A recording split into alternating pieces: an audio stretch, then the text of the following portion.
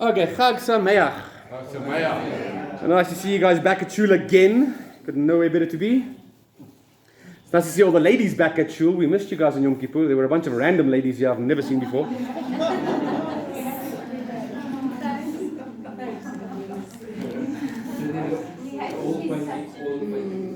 All the paintings are back.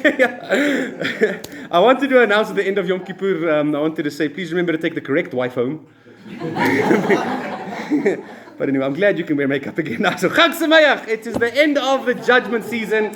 And we say Sameach, it is happy time to be happy again. We have to be joyful. It's a mitzvah, a commandment to be joyful on this entire week of Sukkot. We have to relax in the presence of Hashem. It's time to chill out, guys, and to celebrate. How do we celebrate? Like a bunch of weirdos. We come before Hashem carrying the 4 species, right? And we look like an extraterrestrial species when we do this. And we come and we worship Hashem using these 4 species. Now, many of you went out on a limb this month and you paid through the roof for this kosher Jewish salad that we're coming here in Shul to worship Hashem with. And today I want to discuss this kosher Jewish salad. Specifically, I want to discuss the etrog, the citron that we are using, right? And for me this year, it's very special because as you can see, I've got 2 here. So I went and purchased one, very beautiful one. But this one over here is a etrog that I grew in my own yard. My first ever own etrog that I have owned. And I grew right here. You can see the tree through the window, standing right there. So for me, it's a very special year, actually, to be able to use a fruit that I've grown, right? The fruit of my labor, literally. For the first time in my life, I can come before Hashem, giving Him my first fruits. I've never been able to do this in my life before. So it's very special for me to be able to do that this year. And my tree only carried 1. Right? Yeah, look at this, makulu, it's a big one. So if you guys do want to go check the tree out this afternoon, I've got 3 etrog trees growing back here. One is in my yard. That one is actually still got, at the moment, it's got a bunch of little etrogs about this size. So if you guys do want to shake the lulav and etrog on Hanukkah, for all 8 days of Hanukkah, we might be able to supply you. But it's not much help to me right now. But at least I have this one over here that I'm using this year. I am, who knows, this might just be the very first ever Silverton Pretoria etrog. Now, in saying that, I don't know if you guys know this, but there's certain sects of Judaism, in Hasidic Judaism, that have a tradition that they only use etrogs that grow in one town. There's a bunch of Hasidim, they only use an etrog that grows on the southern coast of Italy, in Calabria. That's the only etrog that they use. So the reason why certain sects of Hasidim do this is because the Alter Rebbe said once upon a time, when Moshe told the people in the desert the mitzvah of using these 4 species, he had to show them the 4 species. And when you're in the desert, where are you going to find an etrog? There's no etrog in the desert. So he had to send some scouts out to go fetch an etrog. And where did he send them? He sent them flying on the clouds of glory, like Aladdin on his magic carpet, all the way up to Italy, to the city of Calabria. And that's where they found the etrog, and they brought it back to Moshe, and Moshe said, here is the beautiful citron you're supposed to use when it comes to Sukkot. So there's people that hold to the tradition that you have to have an etrog from that city, specifically the city of Calabria in Italy. Until today, they still only use those etrogs. Another reason why they say you have to use those etrogs, that sect at least, is because they say that all the other versions of etrogs that we've got today, I mean, you get some from Morocco, you get some from Israel, you get some from Egypt. They say those etrogs have all been grafted. South Africa, Silverton now, soon in a store near you. They say that all these other ones have been grafted with other citron trees to make them stronger, because the etrog is actually a very difficult thing to grow nicely. Whereas the ones that are growing there in Italy, they have not been grafted according to their tradition. So they say that's the closest one to the original, father fruit that all the lemons and etrogs and everything else comes from today. So there's that tradition. I am starting my own tradition, starting a brand new sect for those of you that want to follow the tradition of using Silverton etrogs. So your help is much appreciated in the coming years. All right, now, on Sukkot, we bring our fruits before Hashem to worship Him. Both our physical fruits, these actual ones that we have here in our hands today, but also our metaphorical spiritual fruits that we have amassed throughout this past year as well. And we worship Him with our fruits. Now there's a very famous midrash, you guys have heard this a million times, about these 4 elements, the 4 species that we use, that they also correspond to us ourselves and parts of the human body. Right, how many of you remember which one represents which?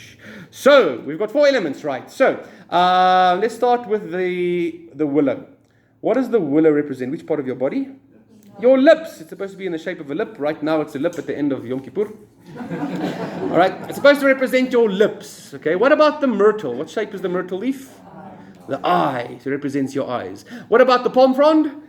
Your spine, which basically is the rest of your body, right? With your whole body, how you worship Hashem. And then when it comes to the etrog, what does the etrog represent? Your heart. All right. So this is supposed to be, first of all, the point. It's supposed to be the shape of your heart in some sense, depending on how yours is shaped. But it's supposed to remind you of your heart. And of course, we're aware of that very famous verse that says, when you come and worship Hashem, you shall prepare yourself as a holy offering unto the Lord. So when we're taking these 4 species, we're also remembering that we ourselves have to be a holy offering unto Hashem. So, looking at the fact that the etrog is supposed to represent your heart, it makes it so interesting when you see people buying an etrog. Because I went through to Joburg to buy many of you guys your etrogs and lulavs for this week. And as I was there, I was looking at the guys that were inspecting the lulavs and the etrogs. And I can tell you, there's people that stand there for about an hour long inspecting this lemon. And they don't just stand there like this and look at it. They come with magnifying glasses. They come with these monocles and those the magnifying glasses you wear in your eye. And they look at it like this. And they look at it in this light and in that light. And look at it upside down. Look at it like this. Inspect it like this. Smell it. Hear it. They do all these things. They are so meticulous to make sure that there is not a single blemish or single imperfection in their etrog. And the reason for this, of course, is because when the Torah tells us to bring this fruit, it tells us we must bring the fruit of a beautiful tree. So it needs to be beautiful. And not only that, when we do a mitzvah unto Hashem, the Torah tells us, this is my God and I will glorify him. It's a song of when the sea split we sang this. This is my God and I will beautify him. So when we do a mitzvah, we try to do it as beautiful as possible. And when it comes to the etrog, people try to do the very, very best. And that's why they would pay through the roof for certain etrogs. All of us sitting here today, we've got the entry-level etrog. Right, but then you get etrogs that are about 3-4 times the price of the ones that we paid. That people pay to use it for a week. And at the end of this week, what do you do with it? You eat it and throw it away. For 1 week, there's some serious depreciation that's going on here. But it's all about the idea of bringing your best fruits before Hashem. If you could give Hashem a gift, what would you give? Would you give a cheap one? No, you would give something that's absolutely beautiful. That's why we all paid so much. Even though it's entry level, still. Listen, guys, we had to budget to get this into the budget this month. Right? We bring our best fruits before Hashem. But no matter how long you look at this etrog and inspect it, you're only going to be able to see the outside. No one knows how kosher, how healthy, how beautiful the inside of your etrog is. You don't even know if there's a worm hiding inside there. An unkosher worm, like when you bite the apples, that old story. There's no way that you know if it's kosher inside or not. There's no way of telling that. And that became very appropriate to me this year when I decided I'm going to bring my own etrog to Sukkot. Because I had to go read up about this, because this etrog is actually about 3 months old. It was this size 3 months ago. And when I came home one day from work, instead of it being on the tree, I was thinking, let me leave it on the tree as long as possible. And when it's yellow, maybe I'll pick it and see how close I am to Sukkot. When I came home, all of a sudden, the etrog was in my kitchen on my table. No idea how it got there, but it was picked and I had to make a plan. How long is this lemon going to last? And I decided maybe I should freeze it. So I went online and I started reading through and studying the halakha of freezing your etrog. And my word, was that complicated. Oh my word, I feel like a Talmudic scholar now. I still don't know what the answer is, but I've decided who I'm following. Okay, which opinion I'm following. So there's a lot of problems about whether the way that you preserve it. You're not allowed to soak it in water, for example. That's forbidden. So that's one of the ways they used to freeze things back in the day. But the other problem, the biggest problem that I had to deal with this year was the fact that it's not allowed to become dry. If it becomes dry, it is no longer a kosher etrog for the festival. So I had to research about freezing, and luckily you're allowed to freeze it. But how do you know whether it's dry or moist on the inside? How do you know it's not just the skin that's maybe secreting these liquids that you see before you today? So they tell us the way to test this is to take a needle with some thread and you pierce through the etrog and come out the other side. And if the thread is moist from the juice inside, then you know it is no longer dry and it is probably kosher for you to use. So I'm following that ruling, that tradition this year, saying that God willing, this thing is kosher for me to use. We'll see if it's still kosher by the end of the week. But anyway, I had to go and look to that to try and figure out whether I could actually freeze my etrog and whether it was kosher on, not just on the outside, but also kosher on the inside. And isn't that just an amazing metaphor for what it's supposed to represent? Our heart. Our heart. Because what do we say about the heart? The Torah says for us many times, it uses the phrase that people are hard-hearted. It might look all kosher on the outside, but is it really kosher on the inside? What did we do on Yom Kippur with our hearts? We kept beating them over and over again with a vidui. Why do we beat them? To remind ourselves we have to soften our hearts. We have to circumcise our hearts. We have to open up our heart. It's like, how many of you, whenever you eat an orange, before you eat the orange, you first play with it a bit, throw it around. I used to put it under my foot and roll it forward and backwards. Why? Because then it becomes more juicy. Then it becomes softer, right? It's the same with our hearts. On Yom Kippur, we're beating our chest, beating our hearts so that our heart will become softer. So that we will realize that I have to circumcise our hearts to actually do what we want them to do. Because the rest of the year, they go one way and our mind tells us we should be going this way. So we're beating our hearts, softening it, trying to get us to that point of saying, break your heart, Hashem, let my heart break for what breaks yours. Now, when the Torah comes and talks about the etrog, the phrasing it uses, it doesn't use the word etrog, by the way. Etrog is a word that our sages invented to call this fruit. The Torah calls it a pre-eitz hadar. The fruit, pre-eitz, tree, hadar. Beautiful. Okay? So what does that mean? What is a beautiful fruit anyway? There's some other fruits that are really beautiful. Pomegranates are really beautiful. I would think we would have used pomegranates when it came to doing this, bringing it before Hashem. What does it mean that this tree, or this fruit is beautiful, or that must be from a beautiful tree? So the Talmud comes along and tells us the following. You've heard this before. That it means that when it comes to choosing the fruit we bring to Hashem, not only the fruit must taste beautiful, but the tree itself. The branches and the bark of the tree is supposed to taste the same as the fruit of the tree. That's what the Talmud tells us is the meaning here. You know, its bark and its bite has to be exactly the same. It's the first time you can ever use that phrase. Now, apparently, back in the Garden of Eden, all of the fruit trees in Eden were this way. The bark tasted exactly the same as the fruit itself before the sin of Adam and Eve. But by the time that the flood came to wipe out the entire world, why did the flood have to come? Hashem says the earth had become corrupt. Because the trees themselves no longer had the same taste as the fruits that they were showing or bearing on the outside. So Hashem had to wipe out the entire earth. Right? We studied that, I think, last year when we studied the story of the flood. And this is why today the fruits are the way they are. They don't taste the same as the bark. Now, how do you get the taste from the fruits? We have to do it by the sweat of our brow, Hashem said. But the etrog stayed the same. Apparently, according to our sages, if you go outside there, please don't do this. Don't go nibble on the branches of my etrog tree out there. But apparently, if you eat the branches, it should taste the same as the etrog itself. I'm watching you guys. And according to many traditions, the fruit that we ate in the original sin over there, if I can call it original sin without all the connotations that go with it, that fruit, many of us, the story is the apple, but many of our traditional sages say the fruit that they ate was actually the etrog fruit. That was the very first fruit that Adam and Eve ate. That's where it all began. And that's why we come here on Sukkot and we bring that fruit, which Hashem kept like that, to say that one still, the bark still tastes the same as the fruit, to remind ourselves to turn back to Hashem from our sinful ways. That's why we bring this fruit on this day in Sukkot. All right.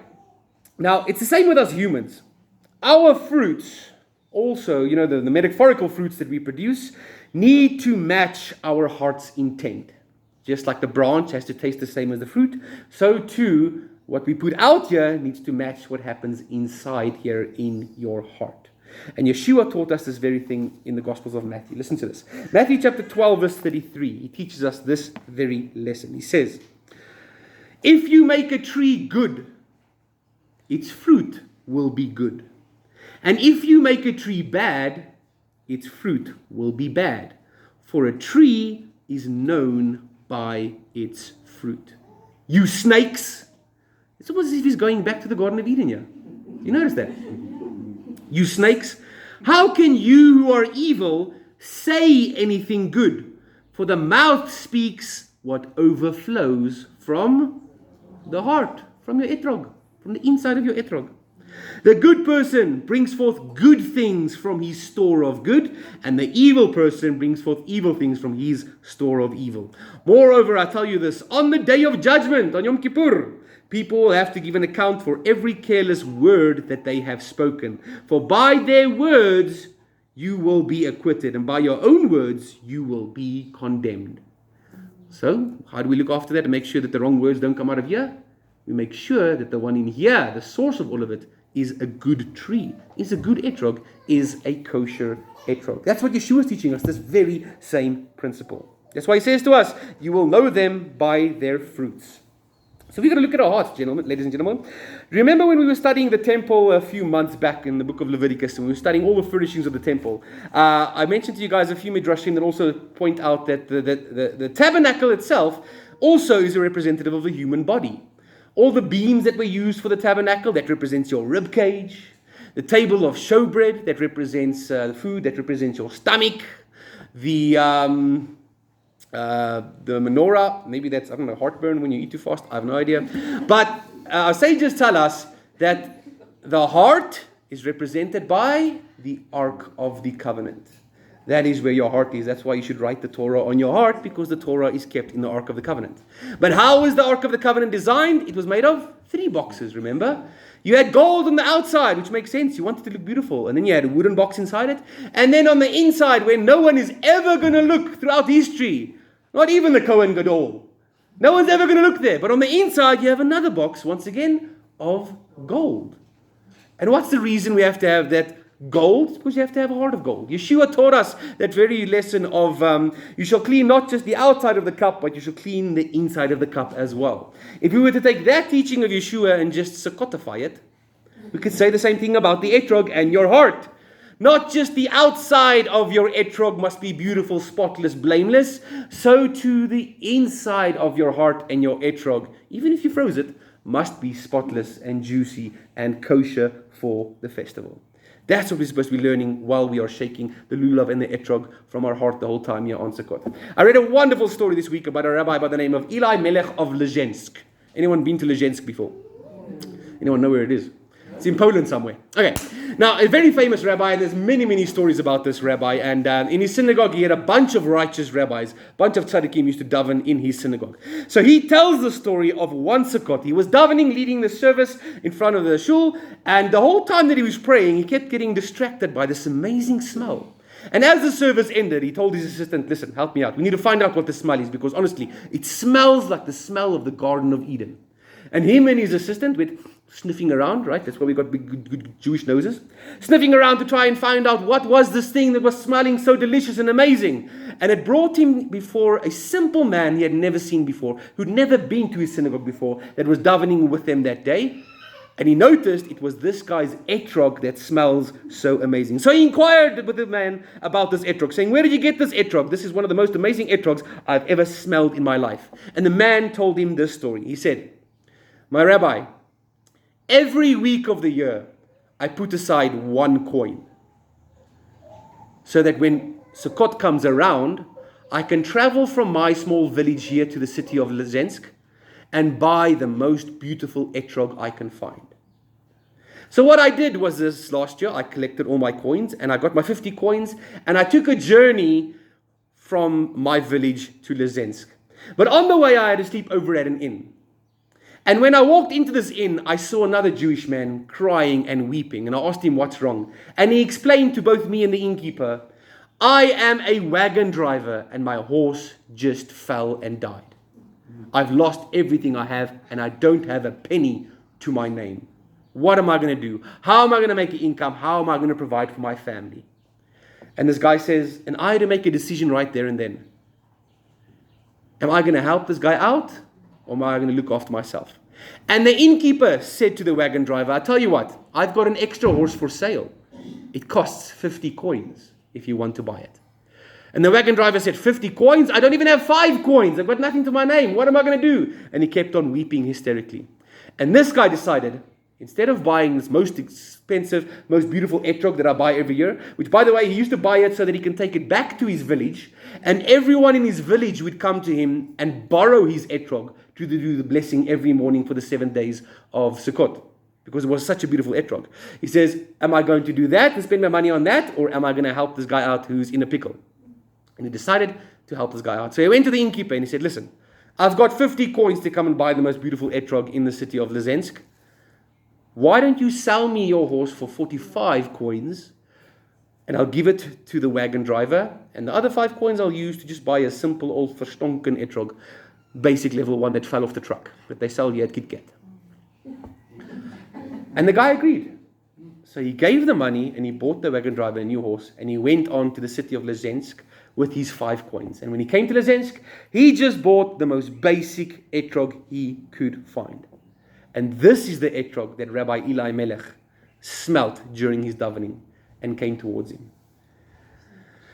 And he carried it on with the story, and he said, you know what? I decided that I've got all these people waiting for me back home in my village who want to borrow my etrog because it's so beautiful this year. I'm too embarrassed to even go back. So I decided not even to go home for the festival of Sukkot. To save myself the embarrassment, I decided to come here to your shul for the first time and just daven here in the back with my little old etrog.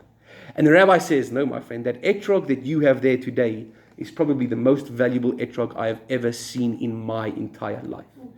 The holy Rabbi Eli Melech of Lezensk says this to this random guy. Your etrog is more valuable than anyone I've ever seen in my life. And that day, every single person in that shul asked him if they're allowed to borrow that etrog and do a bracha on that etrog. So this story teaches us that it was his compassionate heart towards his fellow that made his fruit stand out above the rest. The branches and the bark matched the fruit that he had to show the people. His heart was in the right place.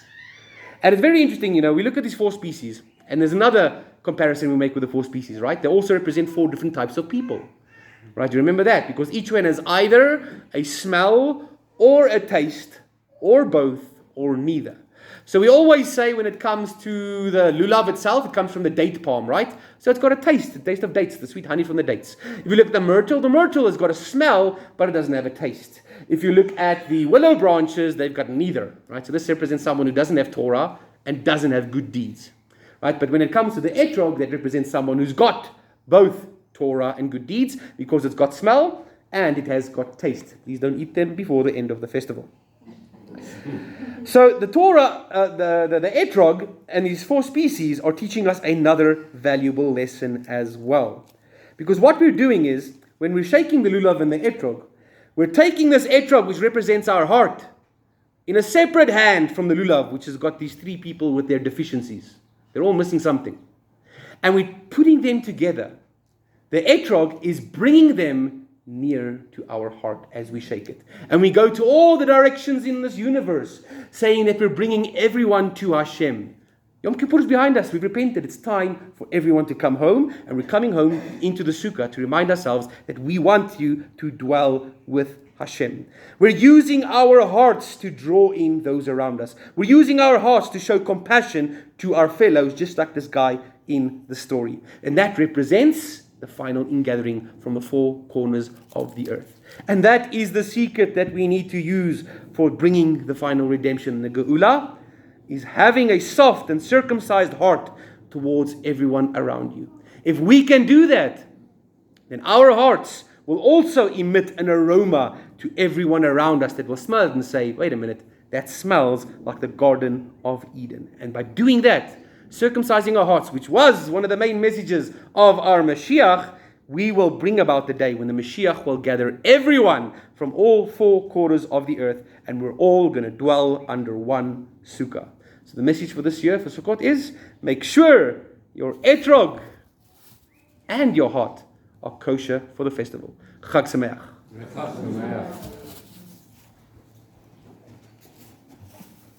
So Adam and Eve walked up